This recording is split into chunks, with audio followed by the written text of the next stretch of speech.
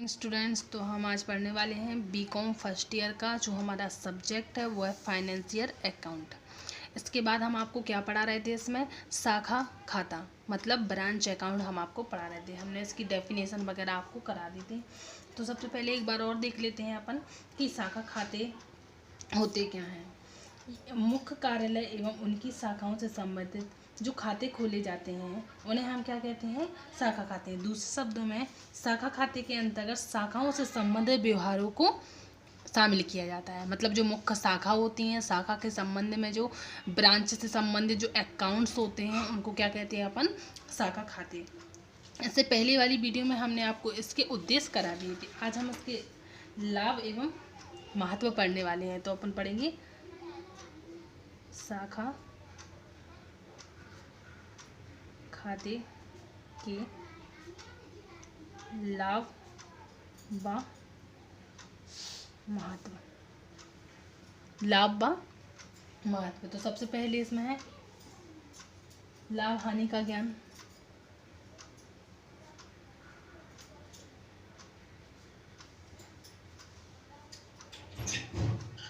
पहला है लाभ हानि का ज्ञान। शाखा खाते से प्रत्येक शाखा की मतलब जितनी भी शाखाएं होती हैं उनके संबंध में जो अकाउंट तैयार किए जाते हैं उनसे लाभ क्या होता है कि शाखा खाते की प्रत्येक शाखा की लाभ या हानि की गणना सरलतापूर्वक की जाती है। मतलब पता चल जाता है कि शाखा में लाभ है या हानि है, तो इसकी गणना सरलतापूर्वक की जाती है।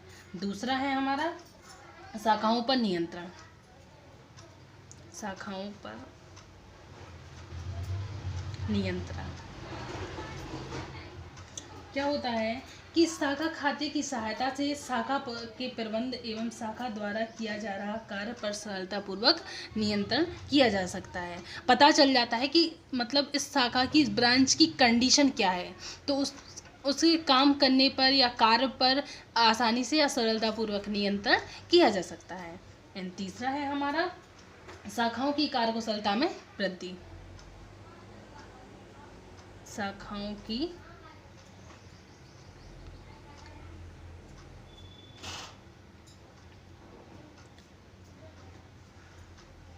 वृद्धि। शाखाओं की कार्यकुशलता में वृद्धि। शाखा खाते की सहायता से मुख्य कार्यालय द्वारा शाखाओं को आदेश व सुझाव देकर कार्यकुशलता में वृद्धि की जा सकती है। मतलब उसकी कंडीशन को देखते हुए शाखाओं के जो कर्मचारी होते हैं उनको आदेश देकर जो कार्य एम्प्लॉयर होते हैं इनकी कार्यकुशलता में वृद्धि की जा सकती है। एंड नेक्स्ट है हमारा शाखाओं के दिशा निर्देशक। शाखाओं के दिशा निर्देशक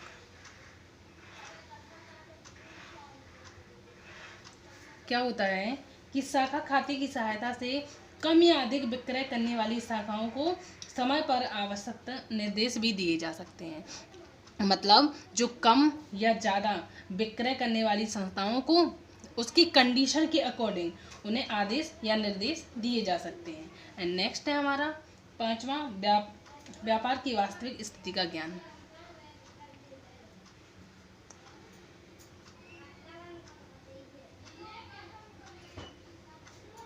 स्थिति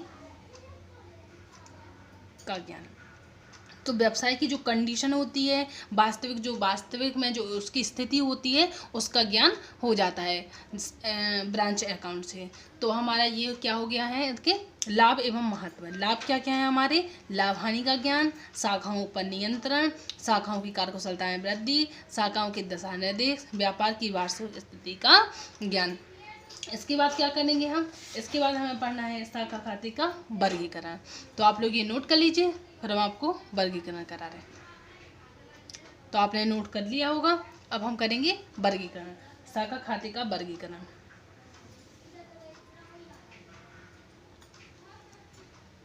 खातों का वर्गीकरण।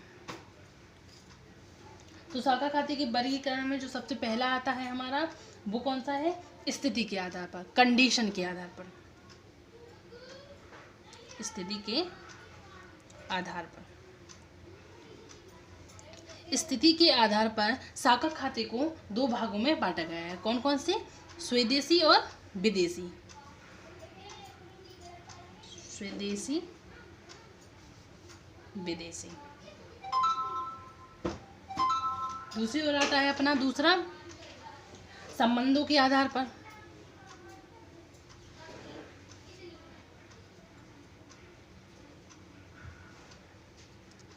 संबंधों के आधार पर शाखा खाते को दो भागों में बांटा गया है। मतलब स्थिति के आधार पर भी दो भागों में बांटा गया है, स्वदेशी और विदेशी।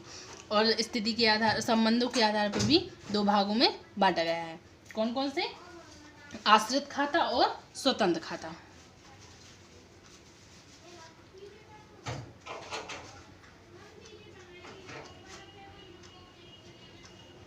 स्वतंत्र खाता। इसके बाद आता है अपना तीसरा, प्रतिफल के आधार पर। यहाँ लिखते हैं अपन प्रतिफल के आधार पर।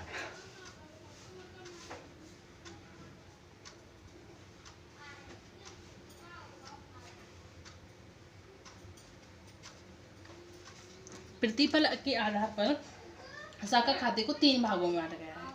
कौन कौन से? पहला, नगद बिक्री करने वाली शाखा, बिक्री करने वाली शाखा।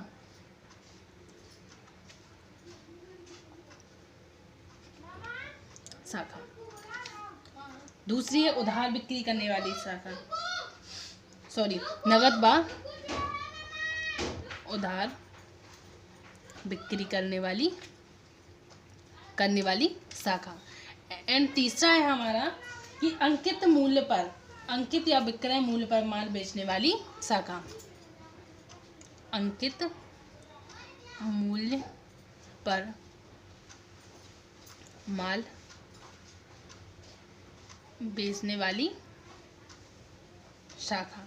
तो ये क्या हो गए हैं इनकी वर्गीकरण। एक और रह गया है हमारा, एक है हमारा लेखांकन के आधार पर। तो मैं यहाँ लिख दे रही हूँ, चौथा नंबर डाल दिया है मैंने, इसलिए आप लोग नोट कर लेना। चौथा है हमारा लेखांकन के आधार पर।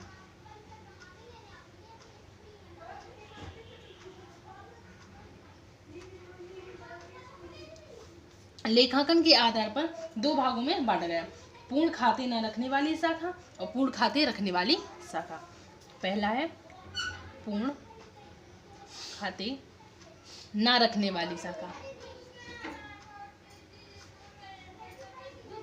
एंड दूसरा है हमारा पूर्ण खाते रखने वाली शाखा, खाते रखने वाली शाखा।